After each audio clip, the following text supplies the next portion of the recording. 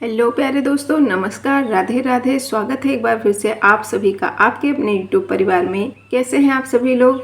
आशा करती हूँ कि आप सब अच्छे होंगे और अपनी तैयारी, अपनी पढ़ाई अच्छे से कर रहे होंगे।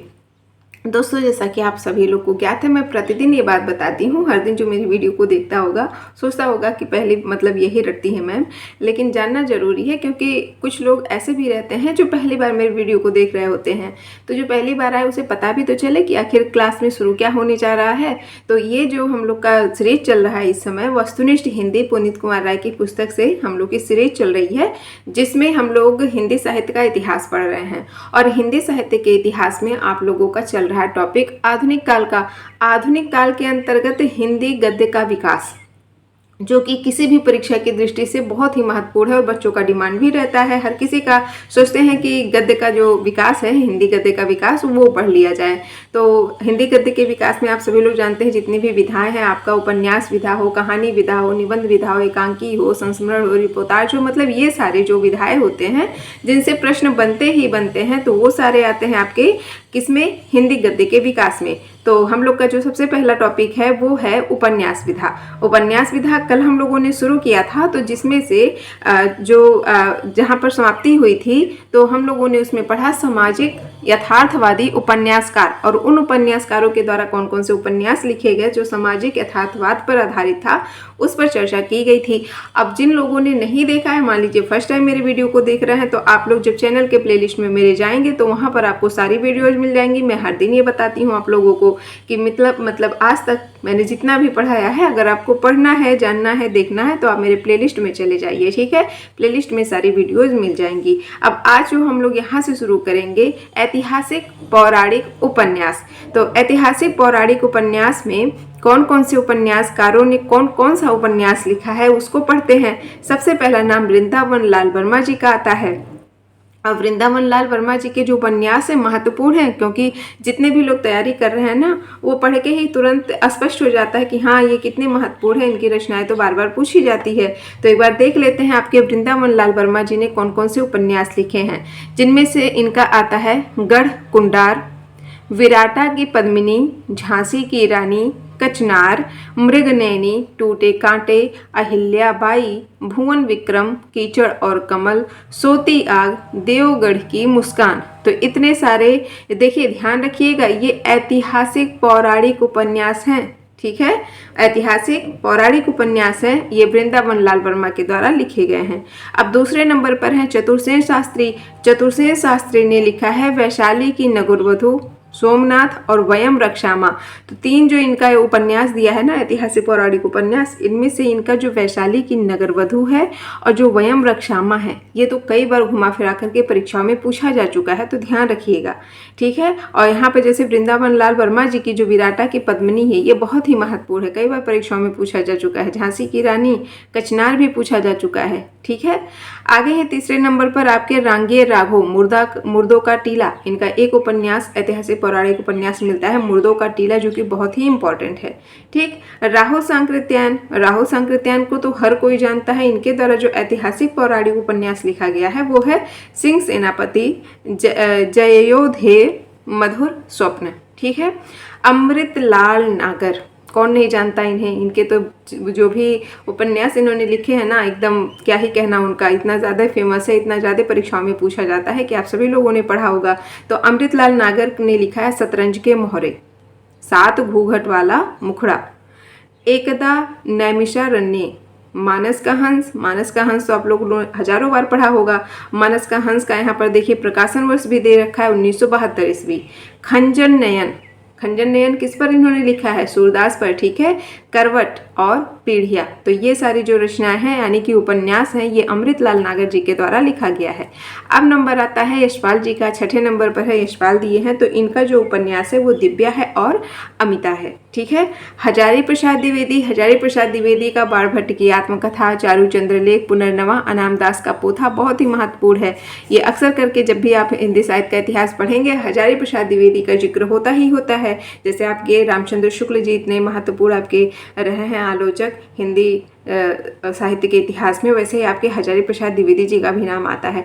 तो इनके जो उपन्यास है ना, तो वो आप लोगों ने ये सारे के सारे उपन्यास आप लोगों ने सुना होगा, पढ़ा होगा, ठीक है, और परीक्षाओं में पूछा भी गया है। अब नंबर आता है आनंद प्रकाश जैन का। आनंद प्रकाश जैन, इनकी रचना है कठपुतली के धागे, कुड़ाल की आंखें और तांबे के पैसे। ध्यान रखिएगा, सब आप उपन्यास पढ़ रहे हैं, ठीक है। प्रताप नारायण श्रीवास्तव, इनका एक उपन्यास है, ऐतिहासिक पौराणिक उपन्यास है बेकसी का मजार।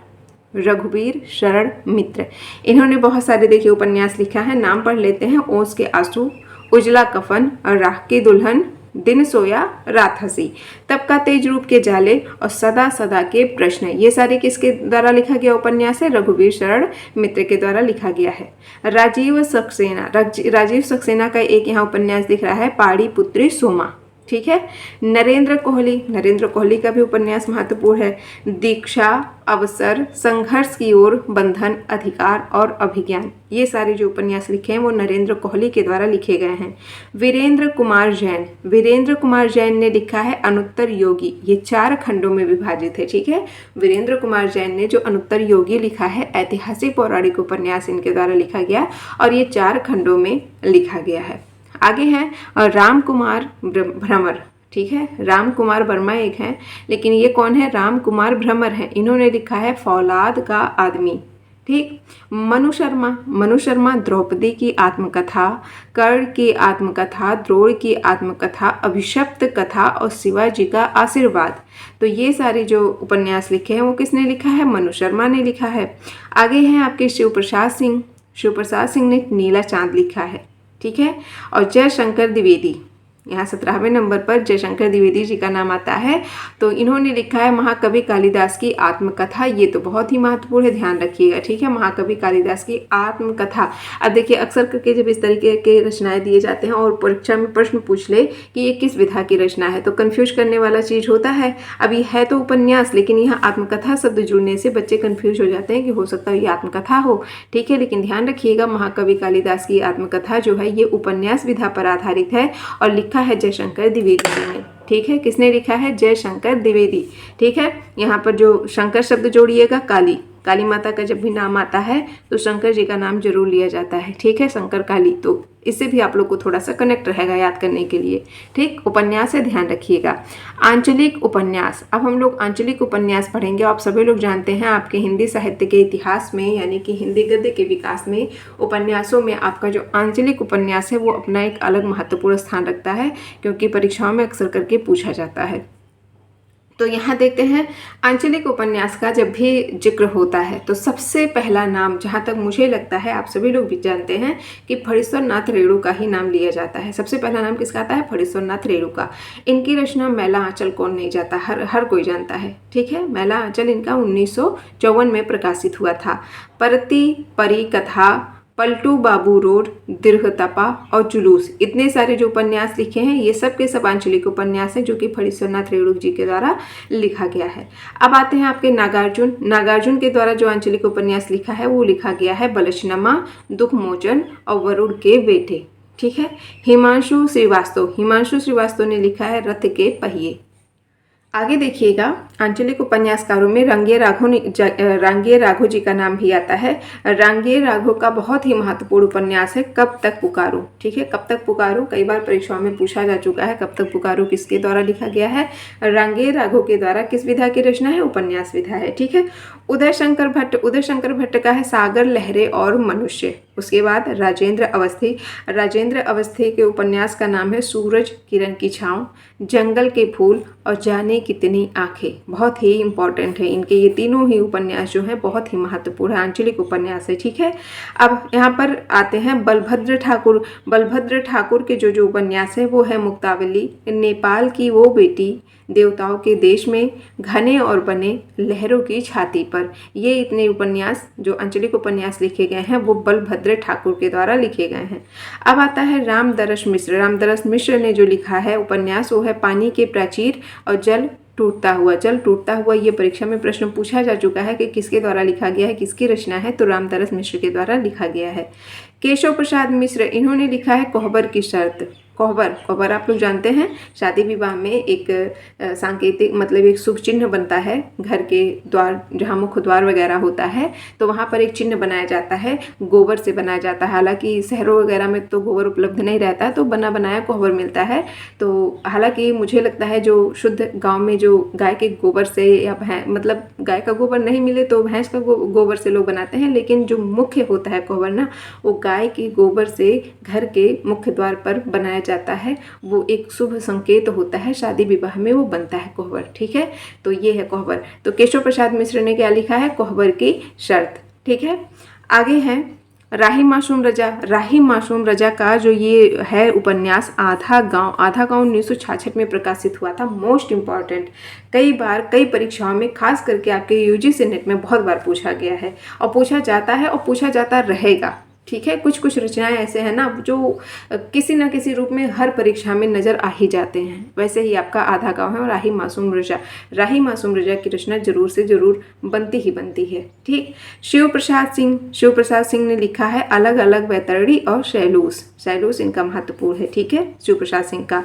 मायानंद मिश्र के द्वारा लिखा गया जो आंचलिक उपन्यास है वो है माटी के लोग सोने की नैया। श्रीलाल शुक्ल, क्या ही पूछना है, इनकी रचना तो किसी को, मुझे लगता नहीं कि आप लोग जो लोग तैयारी कर रहे हैं किसी को याद ना हो कि राग दरबारी किसकी रचना है। तो श्रीलाल शुक्ल जी के द्वारा लिखा गया राग दरबारी जो कि 1968 में प्रकाशित हुई थी। और याद रखिएगा ये इनके द्वारा लिखा गया एक आंचलिक उपन्यास है। कौन सा?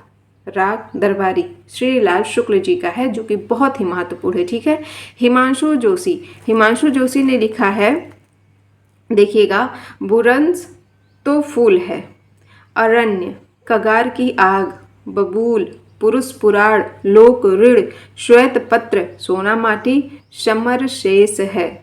तो इतने सारे जो आपके विवेकी राय हैं, इन्होंने, सॉरी मैंने कुछ ज़्यादा ही इसमें पढ़ दिया। देखिए हिमांशु जोशी ने जो लिखा है, बुरंस तो फूल है, अरण्य और कगार की आग। यहाँ पर देखिए यहाँ कॉमा दे दिया था तो इसलिए मैं ध्यान नहीं दे पाई, क्योंकि यहाँ कॉमा तो होना नहीं चाहिए था, यहाँ फुल स्टॉप होना चाहिए था। ये तीन ही रचनाएं यहाँ पर जो उपन्यास लिखा गया है, बुरंस तो फूल है, अरण्य और कगार की आग, ये तीनों लिखा है आपके हिमांशु जोशी ने। और विवेकी राय के द्वारा जो लिखा गया है वो है बबूल, पुरुष पुराण, लोक ऋण, श्वेत पत्र, सोना माटी और समर शेष है। समर शेष से जब मैंने पढ़ा तो याद आया कि अरे ये तो इनका है नहीं, विवेकी राय का है। तब थोड़ा ध्यान आया कि यहाँ पर कॉमा की वजह से मुझसे गड़बड़ हो गया। ठीक है, तो ध्यान रखिएगा यहाँ फुल स्टॉप रहेगा। ये तीनों जो उपन्यास है, आंचलिक उपन्यास, हिमांशु जोशी के द्वारा लिखा गया है। और जो बबूल, पुरुष पुराण, लोक ऋण, श्वेत पत्र, सोना माटी और समर शेष है, ये विवेकी राय के द्वारा लिखा गया है। ठीक है, तो ध्यानपूर्वक पढ़िएगा, मेरी तरह कंफ्यूज मत होइएगा। आगे हैं शैलेश मटियानी, इनके द्वारा जो लिखा गया है उपन्यास वो है बोरीवली से बोरी बंदर तक, कबूतर खाना, किस्सा नर्मदा वेन, गंगूबाई, दो बूंद जल। ठीक है, तो इतने सारे जो उपन्यास है वो शैलेश मटियानी जी के द्वारा लिखा गया है। आगे है मनहर चौहान, इनके द्वारा लिखा गया है हिरना और सांवरी। ठीक है, हिरना सांवरी, ये दो उपन्यास, आंचलिक उपन्यास मनहर चौहान के द्वारा लिखा गया है। श्याम परमार ने लिखा है मोर झल। शानी ने लिखा है काला जल और साल बनों का द्वीप। ठीक है, तो ये इनका जो सानी का ये रचना है ना, ये उपन्यास है काला जल, ये बहुत ही महत्वपूर्ण परीक्षा में पूछा जा चुका है, ध्यान रखिएगा। मधुकर गंगाधर ने जो आंचलिक उपन्यास लिखा है वो है मोतियों वाले हाथ, फिर से कहो सुबह होने तक। तो इतने सारे यहाँ पर देखिए 21 लोगों का नाम दे रखा है आंचलिक उपन्यासकारों में, जिनके द्वारा लिखा गया जो उपन्यास है उसको हम लोगों ने पढ़ा। अब आगे हम लोग चर्चा करेंगे आधुनिक बोध के उपन्यास। आधुनिक बोध के उपन्यास यानी कौन कौन से उपन्यासकारों ने कौन कौन सा उपन्यास लिखा है आधुनिक बोध पर जो आधारित है, तो उस पर चर्चा कर लेते हैं। देखिएगा, सबसे पहला नाम आपका प्रभाकर माचवे का आता है। प्रभाकर माचवे के द्वारा लिखा गया जो उपन्यास है वो है परंतु, एक तारा, सांचा, द्वाभा, जो, किशोर, 30 40 50, अनदेखी, दर्द के पैबंद, धूत, किस लिए, आँख मेरी बाकी उनका और लापता। इतने सारे जो उपन्यास है आधुनिक बोध पर आधारित उपन्यास है प्रभाकर माचवे जी का। अगले हैं नरेश मेहता का डूबते मस्तूल, कई बार परीक्षाओं में पूछा जा चुका। यह पथबंधु था, मतलब कोई कोई ऐसे होते हैं ना जिनका तो बस एक बार देखो तो ऐसा लगता है कितनी बार ये पूछे जाते हैं। ठीक है, तो रट लीजिएगा। नरेश मेहता का डूबते मस्तूल, धूमकेतु एक श्रुति, यह पंथ बंधु था, दो एकांत, नदी यशस्वी है, प्रथम फाल्गुन और उत्तर कथा। इतने सारे जो उपन्यास लिखे गए हैं आधुनिक बोध पर आधारित, तो नरेश मेहता जी के द्वारा लिखे गए हैं। अगले हैं ठाकुर प्रसाद सिंह। ठाकुर प्रसाद सिंह ने लिखा है कुब्जा सुंदरी, सात घरों का गाँव। कृष्णचंद्र शर्मा भिक्खु, कृष्णचंद्र शर्मा, देखिए भिक्खु लिखा है, भिक्खु इनका उपनाम भी हो सकता है। ठीक है, तो यहाँ जुड़ा हुआ है भिक्खु। आदमी का बच्चा, आदमी का बच्चा, ध्यान दीजिएगा आप लोग, तो ये परीक्षा में पूछा जा चुका प्रश्न है कि आदमी का बच्चा किसकी रचना है या किस विधा की है। तो याद रखिएगा आधुनिक बोध पर आधारित ये उपन्यास है और कृष्णचंद्र शर्मा जी के द्वारा लिखा गया है। और इन्होंने संक्रांति लिखा है, भंवर जाल, नागफनी, सोम देवता की घाटी, लाल ढांग, मौत की सराय, सोने के मृग और रेवती। तो इतने सारे जो उपन्यास लिखे हैं वो कृष्णचंद्र शर्मा जी ने लिखे हैं। ठीक है, अब रामदरस मिश्र की बारी आती है। रामदरस मिश्र ने कौन कौन से आधुनिक बोध के उपन्यास लिखे हैं उस पर चर्चा हम लोग कर लेते हैं। बीच का समय, सूखता हुआ तालाब, रात का सफर, अपने लोग, आकाश की छत, बिना दरवाजे का मकान, दूसरा घर, दूसरा घर, ये इम्पॉर्टेंट है इनका सीट। ठीक है, सूखता हुआ तालाब, अपने लोग, ये सारे जो पूछे जा चुके हैं किसी न किसी परीक्षा में, किसी न किसी रूप में प्रश्न के माध्यम से, ये सारी जो रचनाएं हैं ये पूछे जा चुके हैं परीक्षाओं में। ठीक है, रामदरस मिश्र का। चलिए अब आगे देखते हैं। आगे देखिएगा, छठे नंबर पर है मोहन राकेश। मोहन राकेश ने लिखा है अंधेरे बंद कमरे में, ना आने वाला कल और अंतराल। तो इनका भी इंपॉर्टेंट है, बहुत ही ज़्यादा इंपॉर्टेंट है। मोहन राकेश, अंधेरे बंद कमरे में कितनी बार पूछा जा चुका है। ठीक है, धर्मवीर भारती, गुनाहों का देवता, सूरज का सातवां घोड़ा, कितना इंपॉर्टेंट है ये। जो धर्मवीर भारती हैं श्रीलाल शुक्ल जी हैं, मतलब यहाँ पर बहुत सारे ऐसे जो उपन्यासकार हैं जिनके क्या कहते हैं प्रश्न बहुत बार पूछे जाते हैं। ठीक है, तो धर्मवीर भारती का क्या है, गुनाहों का देवता, जो कि 1949 में प्रकाशित हुआ। सूरज का सातवां घोड़ा आप लोगों ने कई बार पढ़ा होगा। अगले हैं आपके श्रीलाल शुक्ल जी, मोस्ट इंपॉर्टेंट है। इनकी जो रचना है, अभी हम लोगों ने पीछे पढ़ा श्रीलाल शुक्ल का राग दरबारी, ठीक है, जो कि आंचलिक उपन्यास था। अभी हम लोग आधुनिक बोध का उपन्यास पढ़ रहे हैं। श्रीलाल शुक्ल ने क्या लिखा है आधुनिक बोध के उपन्यासों में, सुनी घाटी का सूरज, अज्ञातवास, सीमाएं टूटती है, आदमी का जहर, मकान, पहला पड़ाव। इतने सारे उपन्यास श्रीलाल शुक्ल जी के द्वारा लिखे गए हैं। ठीक है, कृष्ण बलदेव वैद, कृष्ण बलदेव वैद का जो उपन्यास है वो है उसका बचपन, विमल उर्फ जाए तो जाए कहाँ, दूसरा ना कोई, दर्द ला दवा, गुजरा हुआ जमाना, काला कोलाज। ये सारे जो उपन्यास है वो कृष्ण बलदेव वैद के द्वारा लिखे गए हैं। सर्वेश्वर, सर्वेश्वर ने लिखा है सोया हुआ जल, पागल कुत्तों का मसीहा, सूने चौखटे। ठीक है, सर्वेश्वर का कुत्तों का मसीहा परीक्षाओं में पूछा जा चुका है। सूने चौखटे, सोया हुआ जल, ये जो उपन्यास है वो सर्वेश्वर के द्वारा लिखे गए हैं। शिव प्रसाद सिंह, शिव प्रसाद सिंह का गली आगे मुड़ती है, याद है किस परीक्षा में आया था, पूछा गया है, मंजूषिमा। ठीक है, गली आगे मुड़ती है, इंपॉर्टेंट है। राजेंद्र यादव, राजेंद्र यादव ने लिखा है प्रेत बोलते हैं, बाद में सारा आकाश नाम से प्रकाशित हुआ। जो सारा आकाश राजेंद्र यादव का उपन्यास आप लोग पढ़ते हैं, ये पहले जब प्रकाशित हुआ था तो प्रेत बोलते हैं, प्रेत बोलते हैं इस नाम से आया, फिर बाद में ये सारा आकाश नाम से प्रकाशित हुआ। उखड़े हुए लोग, उखड़े हुए लोग, उल्टा, सह और माथ, 1 इंच मुस्कान तो आप लोग को याद ही होगा। ये चीज 1 इंच मुस्कान किसके द्वारा लिखा गया है, राजेंद्र यादव के द्वारा। अनदेखे अनजाने पुल, यानी कि राजेंद्र यादव भी मोस्ट इंपॉर्टेंट है। इनके जो उपन्यास है वो परीक्षाओं में कोई ना कोई उपन्यास जरूर पूछ लेता है। ठीक है, निर्मल वर्मा, वे दिन, कैसे भूल सकते हैं आप लोग, वे दिन 1964 में प्रकाशित हुआ था निर्मल वर्मा का। लालटेन की छत, एक चिथड़ा सुख, रात का रिपोर्टर। ठीक है, निर्मल वर्मा याद रखिएगा। श्रीकांत वर्मा, श्रीकांत वर्मा की रचना का नाम है दूसरी बार। महीप सिंह, महीप सिंह ने जो उपन्यास लिखा है यह भी नहीं। रविंद्र कालिया, रविंद्र कालिया के उपन्यास का नाम है खुदा सही सलामत है और 2 भागों में ये प्रकाशित हुआ है। ठीक है, राजकमल चौधरी, राजकमल चौधरी भी महत्वपूर्ण है, इनके कई सारे उपन्यास है आधुनिक बोध पर आधारित। जिनमें से मछली मरी हुई, शहर था शहर नहीं था, नदी बहती थी, देहगाथा, ताश के पत्तों का शहर, 20 रानियों के बाइस्कोप, अग्नि स्नान, ताश के पत्तों का शहर। ये परीक्षा में पूछा जा चुका है। ठीक है, राजकमल चौधरी का ध्यान रखिएगा। अगले हैं योगेश गुप्त। योगेश गुप्त का है उनका फैसला, आकारण उपसंहार। ठीक है, ये उनके द्वारा लिखा गया, योगेश गुप्त के द्वारा लिखा गया उपन्यास है। द्रोणवीर कोहली, द्रोणवीर कोहली, इन्होंने लिखा है टप्पर गाड़ी, हवेलियों वाले, चौखट, आंगन का कोठा और काया स्पर्श। कमलेश्वर की बारी अब आती है। कमलेश्वर भी आपके महत्वपूर्ण हैं, अक्सर करके यूजीसी नेट में कमलेश्वर की रचनाएं पूछी जाती हैं। इन्होंने लिखा एक सड़क, 57 गलियां, डाक बंगला, लौटे हुए मुसाफिर, तीसरा आदमी, काली आंधी, आगामी अतीत, वही बात, सुबह दोपहर शाम। सुबह दोपहर शाम इनका बहुत ही महत्वपूर्ण है। ठीक है, ध्यान रखिएगा। और रोगिस्तान, रोगिस्तान या रेगिस्तान, ठीक है, रोगिस्तान, तो ये कमलेश्वर के द्वारा लिखा गया उपन्यास है। महेंद्र भल्ला, महेंद्र भल्ला का ये जो उपन्यास है, एक पति के नोट्स, एक पति के नोट्स, ये महेंद्र भल्ला के द्वारा लिखा गया है। महेंद्र भल्ला एक पुरुष हैं, ठीक है, पुल्लिंग है, मतलब उपन्यासकार हैं। और एक और रचना इससे मिलती जुलती है, एक पत्नी के नोट्स।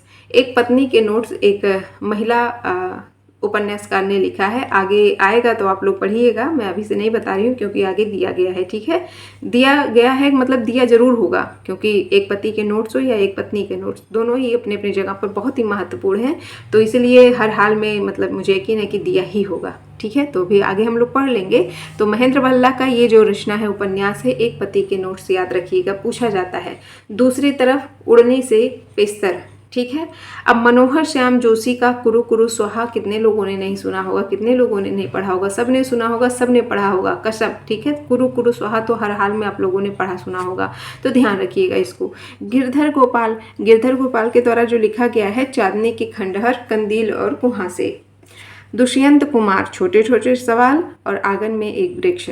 कामता नाथ के द्वारा लिखा गया है, सुबह होने तक और समुद्र तट पर खुलने वाली खिड़की। ठीक है, आगे और भी इनकी रचना है। कामता नाथ जी का उपन्यास है, आगे पेज में दिया है, एक और हिंदुस्तान और तुम्हारे नाम, यानी कि सुबह होने तक, समुद्र तट पर खुलने वाली खिड़की, एक और हिंदुस्तान और तुम्हारे नाम। ठीक है, तो इतना सारा जो उपन्यास है वो कामता नाथ के द्वारा लिखा गया है।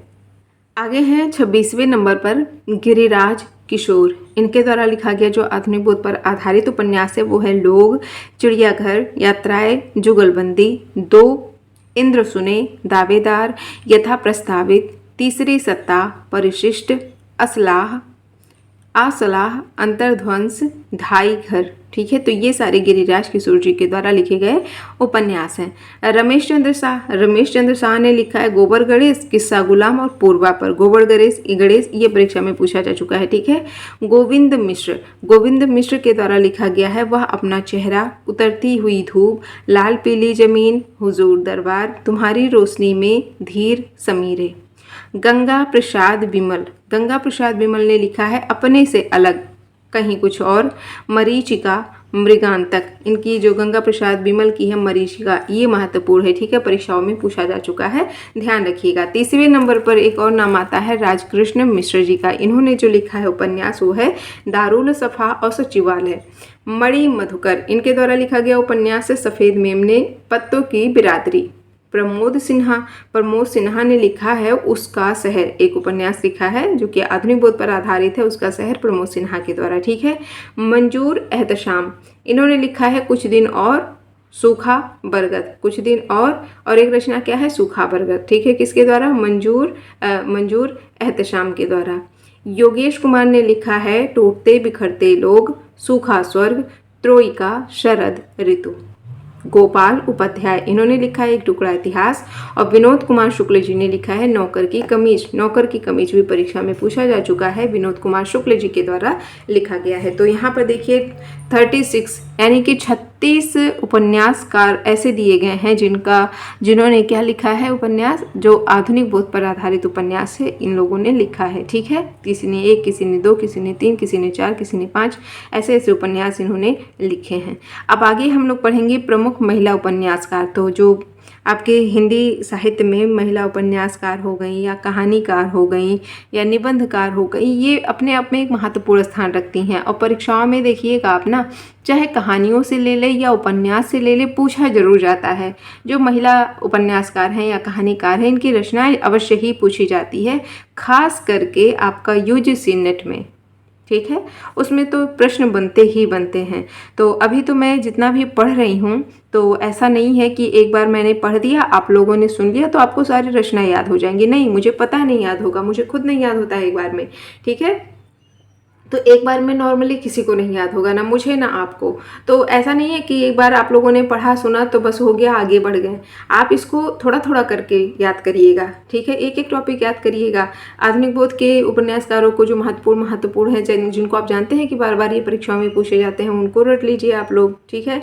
जो सामाजिक यथार्थवादी उपन्यासकार हैं उनको एक दिन पढ़ लीजिए। आपके जो आंचलिक उपन्यासकार हैं उनको पढ़ लीजिए। इस तरह से थोड़ा थोड़ा करके जब याद करेंगे तो जरूर याद होगा। अब प्रमुख महिला उपन्यासकार, अब इतना सारा जो टॉपिक मैं कवर कर रही हूँ एक ही दिन में, तो ऐसा तो है नहीं कि सबके सब याद ही हो जाएंगे। और जिसको याद हो जाता है तो भैया सुपर ब्रेन है, वो तो बहुत ही अच्छी बात है उसके लिए, ठीक है। तो जो प्रमुख महिला उपन्यासकार हैं उनको एक बार हम लोग पढ़ लेते हैं, देख लेते हैं कि कौन कौन से उपन्यास। अभी जब पढ़ेंगे ना आप इन उपन्यासकारों को, तो उनके उपन्यास जब आप पढ़ेंगे तो हाँ, आपको लगेगा कि कितनी महत्वपूर्ण है। इनकी तो रचनाएं पूछे जाते हैं और जो घुमा फिरा करके बार बार परीक्षाओं में पूछे जाते हैं, ठीक है। तो चलिए देखते हैं। उपन्यासकार यहाँ दिया गया है और उपन्यास उनके द्वारा जो उपन्यास लिखे गए हैं उनका नाम लिखा गया है। तो सबसे पहला नाम आता है महिला उपन्यासकारों में शशि प्रभा शास्त्री जी का। तो शशि प्रभा शास्त्री ने जो उपन्यास लिखा है वो है अमलतास, नावे, सीढ़ियाँ, परछाइयों के पीछे, क्योंकि, कर्क रेखा, परसों के बाद, ये छोटे महायुद्ध, उम्र एक गलियारे की, सागर पार का संसार। इतने सारे उपन्यास किसने लिखा है? शशि प्रभा शास्त्री जी ने लिखा है। अब दूसरे नंबर पर शिवानी आती हैं। शिवानी ने लिखा है 14 फेरे, कृष्णकली, याद आ रहा है कुछ? 14 फेरे पूछा जा चुका है परीक्षा में। कृष्णकली, भैरवी, विषकन्या, विषकन्या भी परीक्षा में पूछा जा चुका है। स्वयं सिद्ध, रथ्या, शमशान चंपा, रति विलाप, करिए क्षमा, मणिक। इतने सारे जो उपन्यास है वो शिवानी के द्वारा लिखे गए हैं। कृष्णा सोबती, कौन नहीं जानता इन्हें? कृष्णा सोबती का जिंदगी नामा कितना महत्वपूर्ण है, परीक्षा में कितनी बार पूछा जा चुका है, ठीक है। तो कृष्णा सोबती ने लिखा है सूरजमुखी अंधेरे के और जिंदगी नामा, ठीक है। कृष्णा सोबती, उषा प्रियंवदा, मन्नू भंडारी, राजी सेठ, ये सब के सब बहुत ही महत्वपूर्ण है। और मतलब ये ऐसे उपन्यासकार हैं, महिला उपन्यासकार, जो आपका अगर नेट का पेपर आप देंगे ना, तैयारी करेंगे या प्रीवियस ईयर आप सॉल्व करिए तो देखिए कितनी महत्वपूर्ण है ये, जरूर इनसे प्रश्न बनते हैं, ठीक है। तो कृष्णा सोबती ने क्या लिखा है? सूरजमुखी अंधेरे के और जिंदगी नामा। उषा प्रियंवदा, इन्होंने लिखा है 55 खंभे लाल दीवारें, रुकोगी नहीं राधिका, शेष यात्रा, आपका बंटी, किसने लिखा है? मन्नू भंडारी जी ने। कितनी बार आप लोगों ने पढ़ा होगा, मन्नू भंडारी का जो उपन्यास है वो है आपका बंटी, जो 1971 में प्रकाशित हुआ था। महाभोज, इनका महाभोज 1900 कितने में आया था? 79 में। ये 7 है, ये 9 है, ठीक है। 1971 में आपका बंटी और महाभोज 1979 में, ठीक है, मन्नू भंडारी के द्वारा लिखा गया है। उषा प्रियंवदा ने कितने लिखे हैं? 3। यहाँ पर उपन्यास इनका है 55 खंभे लाल दीवारें, रुकोगी नहीं राधिका और शेष यात्रा। और मन्नू भंडारी का 2 उपन्यास लिखा गया है यहाँ पर, आपका बंटी और महाभोज। अगली आती हैं राजी सेठ। राजी सेठ ने लिखा है तत्सम, और किसका? इतिहास। राजी सेठ का तत्सम कई बार परीक्षाओं में पूछा जा चुका है, ध्यान रखिएगा। मृदुला गर्ग, मृदुला गर्ग, इनका जो उपन्यास है वो है उसके हिस्से की धूप, वंशज, चित्त कोबरा, अनित्य, मैं और मैं। ये किसका है? मृदुला गर्ग जी के द्वारा लिखा गया है। मंजुल भगत, इन्होंने लिखा है अनारो, बेगाने घर में, खातुल और तिरछी बौछार। दिनेश नंदिनी डालमिया, दिनेश नंदिनी डालमिया, इनके द्वारा लिखा गया जो उपन्यास है वो है मुझे माफ़ करना, आहू की बैसाखियाँ, कंदील का धुआं, फूल का दर्द। कंदील का धुआं, ये किसी परीक्षा में मुझे याद नहीं आ रहा है लेकिन पूछा गया है नेट में, नेट के प्रीवियस ईयर में मैंने पढ़ा था, या टीजीटी या पीजीटी में बहुत स्पष्ट नहीं है, लेकिन कंदील का धुआं ये पूछा गया प्रश्न है दिनेश नंदिनी डालमिया का, ठीक है। दीप्ति खंडेलवाल, इन्होंने लिखा है प्रिया, कोहरे, प्रतिध्वनियाँ, वह तीसरा। कांता भारती, इनका है रेत की मछली। कितना इम्पोर्टेंट है रेत की मछली, कितनी बार ना जाने कितनी बार परीक्षाओं में पूछा जा चुका है कि रेत की मछली किस विधा की रचना है या किसकी रचना है। तो रेत की मछली उपन्यास विधा पर आधारित है और कांता भारती के द्वारा ये लिखा गया है। आगे हैं 12वें नंबर पर ममता कालिया। ममता कालिया का नाम भी बहुत ही महत्वपूर्ण है। बेघर, नरक दर नरक, प्रेम कहानी, साथी, लड़कियां, दौड़, ये सारे जो उपन्यास है ममता कालिया जी के द्वारा लिखा गया है। मेहरुन्निसा परवेज, इनका जो उपन्यास है वो है आंखों की दहलीज, उसका घर, कोरजा, अकेला, पलाश। निरुपमा सोबती, एक है कृष्णा सोबती, ये है निरुपमा सोबती। इनकी जो उपन्यास है वो है पतझड़ की आवाज़ें, बटता हुआ आदमी, मेरी नरक अपना है, मेरा नरक अपना है, और दहकन के पार, ये किसके द्वारा लिखा गया है, निरुपमा सोबती का। ठीक है। चंद्रकांता, चंद्रकांता का है बाकी सब खैरियत है, ऐलान गली जिंदा है, अर्थांतर, अंतिम साक्ष्य। नासिरा शर्मा, नासिरा शर्मा ने लिखा है सात नदियाँ एक समुंदर और शालमली। ठीक है, सात नदियाँ एक समुंदर, शालमली, ये जो उपन्यास है वो नासिरा शर्मा के द्वारा लिखा गया है। कुसुम कुमार, कुसुम कुमार ने लिखा है हीरामन हाई स्कूल। कमल कुमार ने लिखा है आपार्थ। चित्रा मुद्गल का एक जमीन अपनी, बहुत ही महत्वपूर्ण है चित्रा मुद्गल का ये एक जमीन अपनी, किसके द्वारा लिखा गया उपन्यास है, चित्रा मुद्गल के द्वारा। मृणाल पांडे, पटरंग पुराण इन्होंने लिखा है। सूर्यबाला, मेरे संधि पत्र, सुबह के इंतजार तक, और अग्नि पंखी, ये किसका है, सूर्यबाला जी का है। ठीक है, तो देखिए यहाँ पर 21 महिला उपन्यासकारों का नाम दे रखा है, जिनके उपन्यासों को अच्छे से आप लोग पढ़ लीजिएगा क्योंकि अक्सर करके परीक्षाओं में पूछे जाते हैं। ठीक है, अब आगे हम लोग थोड़ा सा पढ़ेंगे जैनेन्द्र के उपन्यास हैं। तो आपके जो जैनेन्द्र कुमार हैं इनके जो प्रमुख उपन्यास कौन कौन से इन्होंने लिखा है, तो यहाँ पर पूरा सन के साथ दे रखा है कि किस वर्ष में प्रकाशित हुआ है, तो उसको भी पढ़ते हुए साथ में चलेंगे। और प्रकाशन वर्ष याद रखना इसलिए आवश्यक है कि आप आगे चल करके अगर आप यूजीसी नेट की तैयारी करने के लिए सोच रहे हो या जो लोग तैयारी कर रहे हैं, तो याद रखिएगा, अक्सर करके मैं हर दिन बताती हूँ जब भी ऐसे टॉपिक आते हैं कि आपके नेट में आप लोगों ने देखा होगा, पूछा जाता है कि प्रकाशन वर्ष की दृष्टि से इन रचनाओं का सही अनुक्रम क्या है, या पूछ लेगा कि जैसे अलग अलग दिया रहेगा, या ऐसे पूछ लेगा कि जैनेन्द्र कुमार के इन उपन्यासों का सही अनुक्रम क्या है प्रकाशन वर्ष की दृष्टि से, इस तरीके से, तो याद रखना बहुत ही जरूरी है। तो जैनेन्द्र कुमार के जो उपन्यास है एक बार हम लोग चर्चा कर लेते हैं, इन पर देख लेते हैं। परख, इनका जो परख है ये 1929 में प्रकाशित हुआ जैनेन्द्र कुमार का। दूसरे नंबर पर है सुनीता, सुनीता उपन्यास है 1934 में प्रकाशित हुआ। त्यागपत्र 1937 में प्रकाशित हुआ। वहीं पर कल्याणी इनका 1939 में प्रकाशित हुआ था। सुखदा 1942 में, विवर्त 1953 में, व्यतीत 1953 में, यानी कि विवर्त और व्यतीत जो जैनेन्द्र कुमार के द्वारा लिखा गया है 1953 में दोनों प्रकाशित हुआ था। जयवर्धन 1956 में, मुक्तिबोध 1965 में, अनंतर 1968 में, अनाम स्वामी ये 1974 में प्रकाशित हुआ था, और दशार्क इनका 1985 में प्रकाशित हुआ था। तो ध्यान रखिएगा जैनेन्द्र कुमार जी का जैसे कि परख हो गया, सुनीता, त्यागपत्र, सुखदा, कल्याणी, तो इसमें से जो 5-6 इनके उपन्यास हैं ये बहुत ही ज़्यादा महत्वपूर्ण है। ठीक है, तो अच्छे से इनको याद रखिएगा। अब नंबर आता है श्रीराज शुक्ल जी के उपन्यासों का। तो अभी हम लोगों ने शुक्ल जी का पढ़ा कि इन्होंने आधुनिक बोध में भी उपन्यास लिखा है और आंचलिक उपन्यास भी इन्होंने लिखा है। तो यहाँ पर सारे के सारे उपन्यास इनके लिखे गए हैं, दे रखा है, वो भी उनके प्रकाशन वर्ष के साथ। तो राग दरबारी इनका जब प्रकाशित हुआ था वो हुआ था 1968 ईस्वी में। किसका है, श्रीलाल शुक्ल जी का। ठीक है, सूनी घाटी का सूरज, सूनी घाटी का सूरज इनका प्रकाशित हुआ था 1957 ईस्वी में। अज्ञातवास ये 1962 ईस्वी में प्रकाशित हुआ। सीमाएं टूटती है ये 1973 में प्रकाशित हुआ। आदमी का जहर 1974 में प्रकाशित हुआ था। मकान इनका 1976 में प्रकाशित हुआ था, और इनका जो पहला पड़ाव है ये 1987 में प्रकाशित हुआ था। ठीक है, श्रीलाल शुक्ल जी के ये सारे के सारे उपन्यास हैं। अब आते हैं फणीश्वर नाथ रेणु के उपन्यासों पर। तो फणीश्वर नाथ रेणु ने लिखा है मैला आंचल। मैला आंचल इनका 1954 में प्रकाशित हुआ था। परती परिकथा, पलटू बाबू रोड, दीर्घतपा, जुलूस, तो ये जो यहाँ पर उपन्यास हैं ये किसके द्वारा लिखा गया है, फणीश्वर नाथ रेणु के द्वारा लिखा गया है। श्रीलाल शुक्ल कृत राग दरबारी किस शैली में लिखित है? तो जो श्रीलाल शुक्ल के द्वारा राग दरबारी लिखा गया है, जो कि 1968 में प्रकाशित हुआ था, ये रिपोर्ताज शैली पर आधारित है। ठीक है, किस शैली पर? रिपोर्ताज शैली पर आधारित है, ध्यान रखिएगा।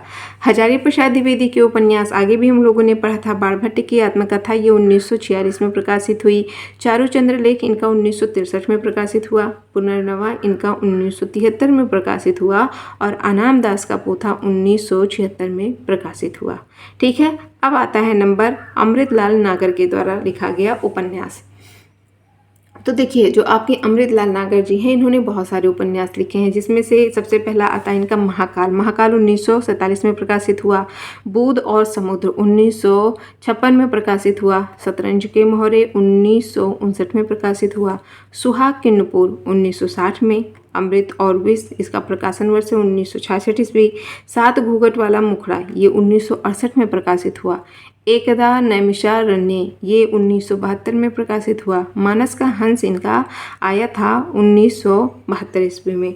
ठीक है, किसका? अमृतलाल नागर जी का, जो कि बहुत ही महत्वपूर्ण है। नाच्यो बहुत गोपाल 1978 में प्रकाशित हुआ। खंजर नयन 1981 में। बिखरे तिनके इनका आया था 1982 में।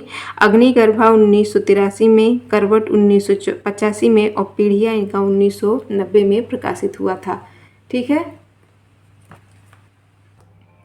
आगे है इनका अमृतलाल नागर का कौन सा उपन्यास तुलसी के जीवन को केंद्र में रखकर लिखा गया? तो आप सभी लोग जानते हैं मानस का हंस इन्होंने लिखा, जो कि 1972 में प्रकाशित हुआ था।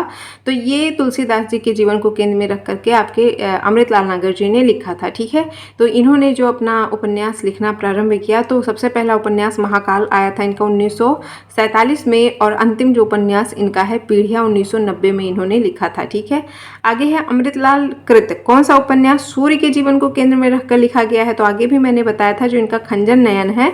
खंजर नयन जो कि 1981 में प्रकाशित हुआ था। ये सूरदास, सूर के मतलब सूरदास जो है, तो सूरदास जी के जीवन को केंद्र में रख करके इन्होंने लिखा है। ठीक है, खंजर नयन। और मानस का हंस किसका जीवन है? तुलसीदास जी के जीवन को केंद्र में रखकर लिखा है।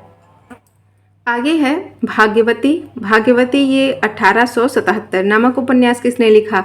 तो भाग्यवती शुरू में ही सबसे पहला जो पॉइंट आया था जब उपन्यास मैंने शुरू किया, तो यही आया था। श्रद्धाराम फिल्लोरी के द्वारा लिखा गया है उपन्यास भाग्यवती। ठीक है, 1877 ईस्वी में ये लिखा गया था।